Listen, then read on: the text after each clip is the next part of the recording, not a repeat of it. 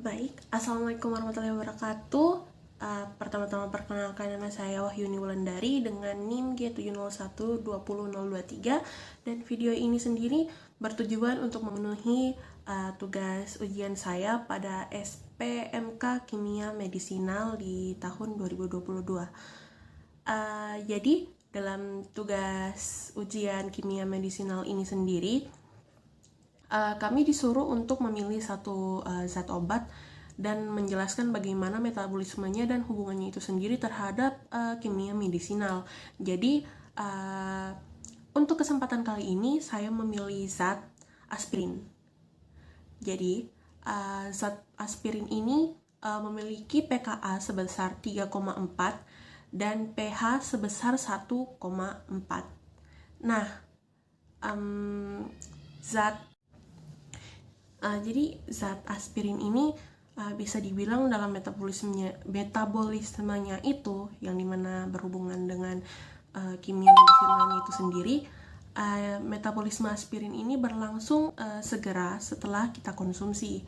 Dan untuk reaksi kimia ataupun yang berhubungan dengan struktur-struktur lainnya yang tentunya berhubungan dengan spesi atau seksi kimia medisinalnya itu sendiri, di mana di sini terjadi reaksi hidrolisis. Jadi aspirin ini utamanya dihidrolisis menjadi salisilat oleh enzim esterase yang terdapat di mukosa saluran cerna saat kita mengonsumsi aspirin ini sendiri. Lalu ada juga enzim esterase ini terdapat di eritrosit dan cairan sinovial.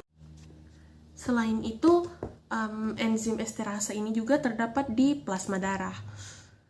Nah, ketika hidrolisisnya dari aspirin ini selesai, kemudian dia itu berikatan dengan glisin yang kemudian menjadi salisilurik acid atau asam salisilat.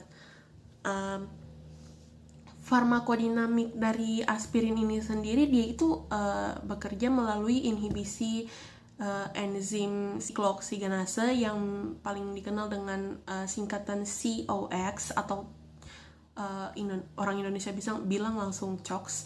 Jadi COX 1 dan 2 itu secara irreversible sehingga menurunkan produksi prostaglandin dan derivatnya, yaitu tromboksan A2. Efek yang diperoleh dari bagaimana kita mengkonsumsi aspirin ini sendiri, dia itu ada efek yang diperoleh sendiri dari mengkonsumsi aspirin ini sendiri. Ada efek antipiretik, antiinflamasi, dan antiplatelet. Nah, kita teruskan dulu sedikit.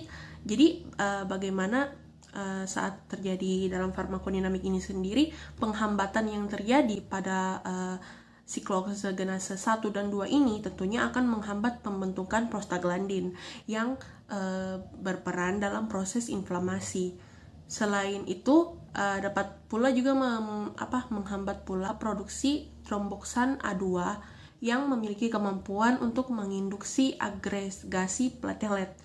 Nah, kita dalam dunia kimia medisinal ini sendiri, untuk menyiapkan aspirin, biasanya itu kita akan mereaksikan asam salisilat dengan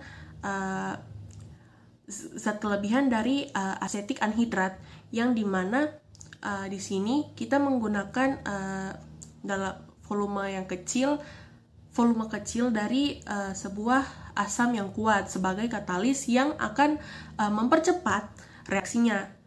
Lalu akan saya tunjukkan gambarnya nanti. Jadi untuk saat kita melihat bagaimana metabolisme aspirin ini sendiri dengan in vivo, biasanya kalau setelah dikonsumsi secara oral itu, aspirin ini cepat sekali terabsorpsi dan akan menginduksi formulasi salisilat dengan 15-20 menit. yang dimana saat metabolismenya ini tentunya struktur ini akan berperan penting. Nah, aspirin ini pertamanya dia itu kan setelah dikonsumsi, dia itu akan berubah strukturnya menjadi salisilat.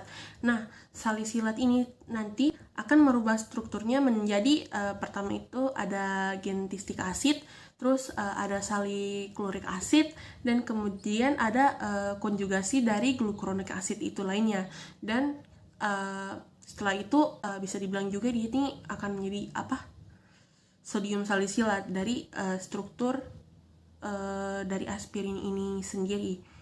Mungkin itu saja kalau untuk berhubungan dengan strukturnya. Bila ada salah kata mohon dimaafkan. Wassalamualaikum warahmatullahi wabarakatuh.